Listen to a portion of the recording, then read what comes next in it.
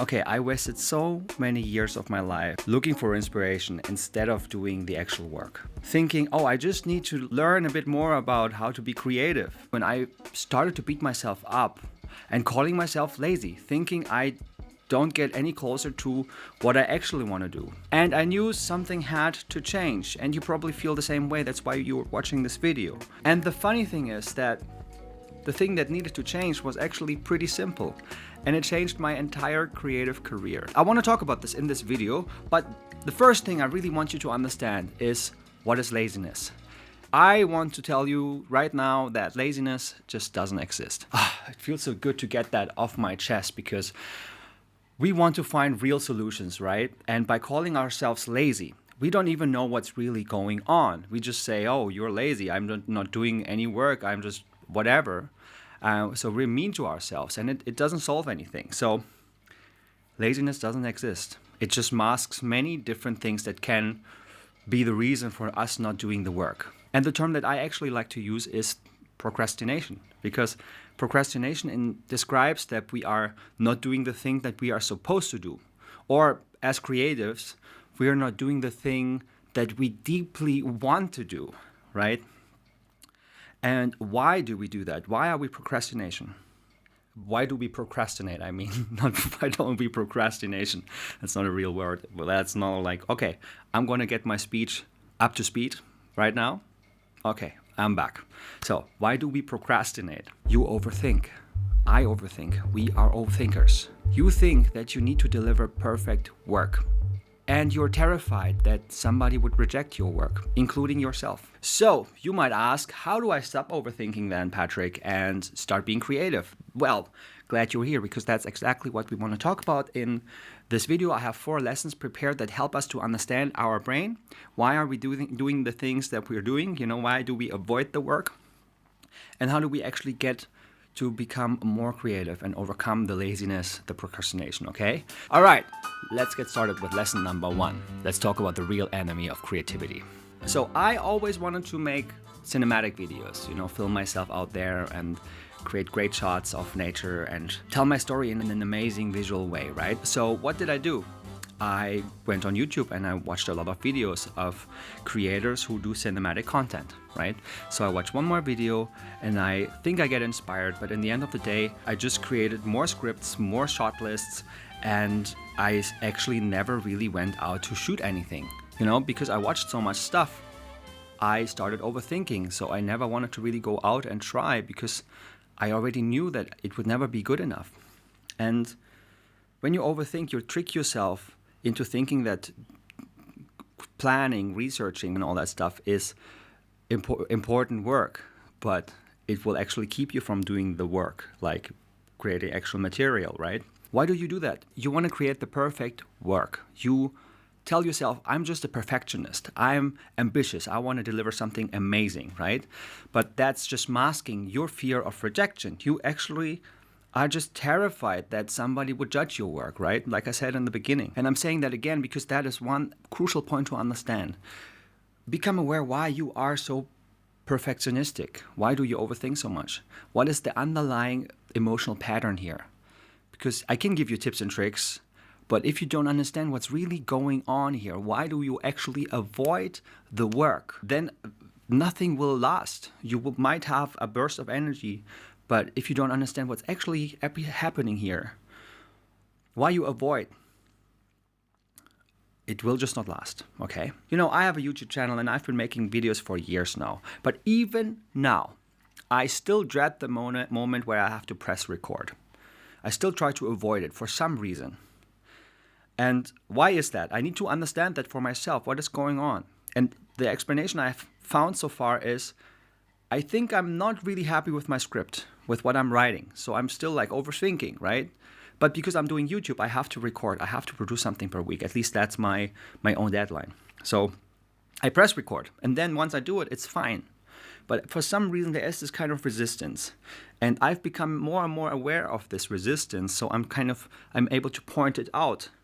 And I try to find a way to do it anyway, right? So when I press record, the doubts fade away because I don't allow myself to overthink anymore.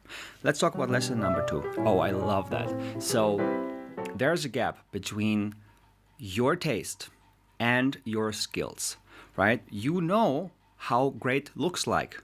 As somebody who has been on YouTube, who has looked at artwork and great masters of craft, right? You know how a great movie looks like, how a great painting looks like. So when you want to do your own work, you think about these kind of things and you create your own big vision of what you want to create, right? Influenced by all those great artists and creators out there. And that is quite hopeless because let's be honest, we are not there yet. When we have this big vision of how we could be and we realize we are just not there yet, we become frustrated because we know whatever we do first now cannot be good enough. And that's why we don't want to start. That's why we avoid, because trying to do the work will ultimately lead to us realizing that we are not as great as we see in front of our inner eye. We are not great as the masters out there. And how do we cultivate that taste that we have? That is already so great, right? We go online and look for inspiration. That's why I think you and I, we already have great taste because we are already so inspired. You know, we have enough inspiration. We have enough taste. What we need to work on is the skill, the bridge from our skill to the taste that we have, so we can express ourselves in the way we really want to. You're not missing inspiration. You're missing faith in your current skill. So I really want you to remember this. You are inspired enough. You are creative enough. You know how good looks like. Allow yourself to express what is sleeping deep inside your heart. Lesson number 3. Let's talk about the difference between doubting your work and doubting yourself. Because what happens if you don't create the output that you want? You will have thoughts, intrusive thoughts. And believe me, I've been there. I have had those thoughts even in the last few weeks because I haven't done what I expected of myself. And what happens when you do that? You doubt yourself, which is really counterproductive. But there's a difference in doubting yourself and doubting your actual work. Because if you doubt your work, this might be even good because this can help you to improve your work, right? You look at a piece of your craft, on the object, and you're like, okay, I could write a better text. You might think, hey, I'm reading this script and it could be better. I have not put enough work into this yet. Or I look at my painting, I'm thinking, oh, there's a color is missing here, you know? Whatever it is, it could be helpful, right? But if we shift from our focus from the work to ourself, that's when it becomes hopeless, right? If I start doubting myself, I doubt my inner core, myself, you know, something that I cannot change, you know, something that is my true core. That is the thing that I actually want to express, right? Whenever I do something creative, I want to express something from within me. And if I start doubting that, well, it's a lost cause. And that's when it starts hurting so much. When I don't get to do something because I'm feeling blocked creatively during a session, I immediately start to doubt myself. I'm not good enough. I'm not creative enough. I will never get it right. And that's when when we attack our own core and become aware when you do that, when you're not looking at the work itself, but you start beating yourself up because that is the biggest venom there is out there for your creativity. So allow yourself to really embrace yourself as much as you can and just focus on the work in front of you. That is not you. It is just an expression of you. And as we said, you probably don't have the skill yet to make this expression of you look as you would want it to look because your taste is so much greater, you know. All right, let's talk about lesson number 4. Bad work is the price for good work. Oh my God, this is amazing. We hear all the time things like you need to be consistent. You should just do it. Have you ever thought about why this is so important? It's because nobody tells you that when you just go and do it, if you're consistent, that the first things you do will just suck, you know, and that you will hate yourself for creating shitty work, you know. Doing these things, like producing bad work after bad work after bad work, is actually the price for doing good work, you know? Because now you already know what great looks like because you have great taste, right? We talked about this. But you want to have the great right now. but that's just not how it works. You need to create bad first, All right, so I promised you something really simple helped me to actually get going, to become more creative and to feel less lazy about my work.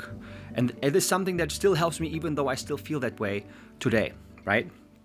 And for me personally, having a YouTube channel, that is not the trick, but it's just part of my story, was really, really helpful because I created videos and the first videos were really, really bad.